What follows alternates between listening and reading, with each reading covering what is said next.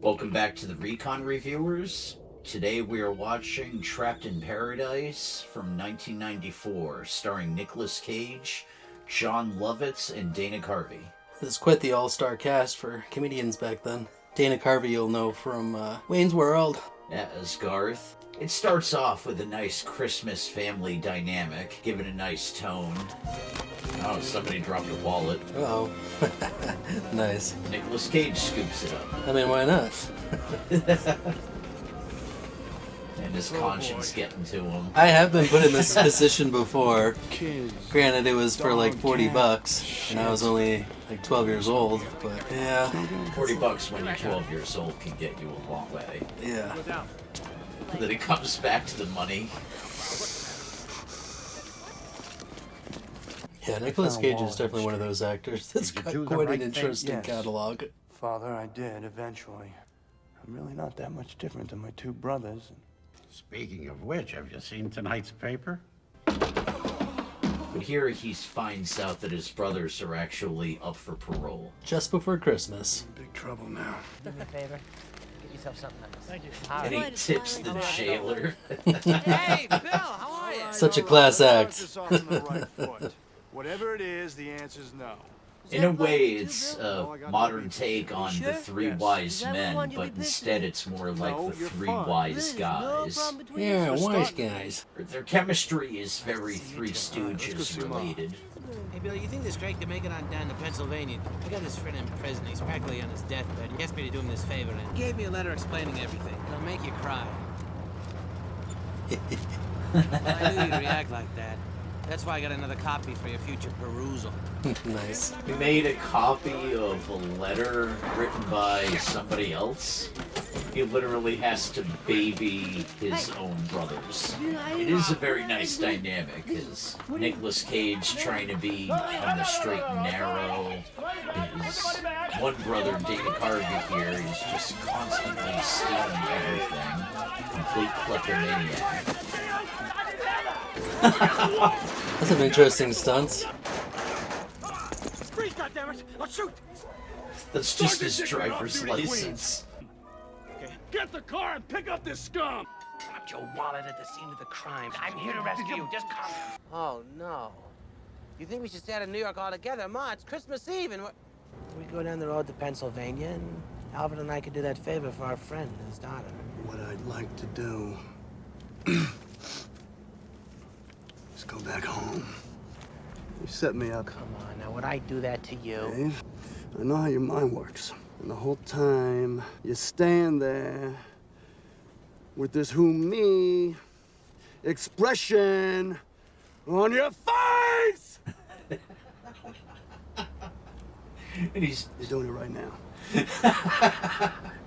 He's just All right, doing it get in right the now. car. Another movie that took place in Pennsylvania during the winter season was Groundhog Day with Bill Murray. Oh, totally. Punxsutawney. What are you here for, the Winterfest? Yeah, that, and we're looking for a Sarah Mizuchi. As a matter of fact, the only Sarah I know is, she works right there. The town bank. Imagine that. Yeah, imagine that. The guard is asleep and the camera is unplugged. They're casing the joint and he is literally just eating the ornaments off the Christmas tree. She literally has to treat him like a child. I love it. Sarah Collins. This is Madchen Amick. Are you married? She is Why, are you gonna propose? mostly known nowadays for being Betty's mother Do I know out of you? the show Riverdale. Oh, No, okay. I'm Bill. I've seen a few episodes of I that. apologize for I my like brother. Skeet He's, Ulrich. He's a diabetic, and we were afraid he was gonna go into insulin shock, you know. So I said, hey, why don't you go and find yourself something sweet? Another Christmas It was nice movie meeting that you. Nicolas Yes, it was Cage nice has meeting you. done Nice meeting was you. The Family Man. Yeah, The what? movie was I got actually eyes. comparable I know to you. It's a Wonderful Life, where he What? actually gets I a ain't glimpse doing it. of Look at what how his life could have been like if he was married. There's no money in the vault.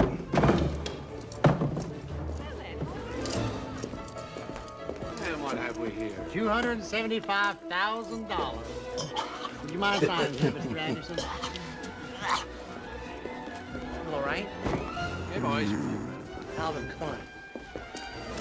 In summary of the movie, it's nice to have a Christmas movie that actually just breaks out away from the Hallmark traditions. It has to be this clean. It doesn't have to be necessarily violent. The language doesn't need to be all over the place. It's still just come across with being very funny. Yeah, this was a really fun movie to watch. The pacing itself felt it went by very quickly. It did, yeah. It was about an hour and a half long, I think. Definitely hats off to the writing, the characters, the directing. It all came together so beautifully. The shots just didn't feel like they were in the way. We saw everything that we needed to see. And at one point, did I ever feel like my time was being wasted? The movie slowed down. It constantly progressed at a very nice pace. Yeah, I think so too.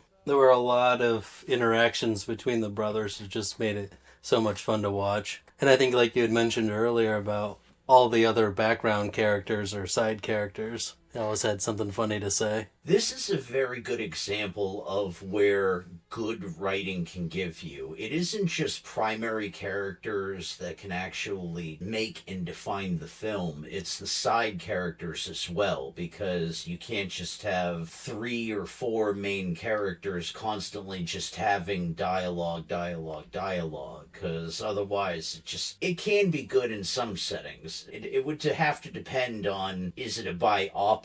Is the movie just about just this one character? But no, it's literally about these main characters and all their cause and effect with all of the characters that surround them, ultimately, that can affect their decision making in the end.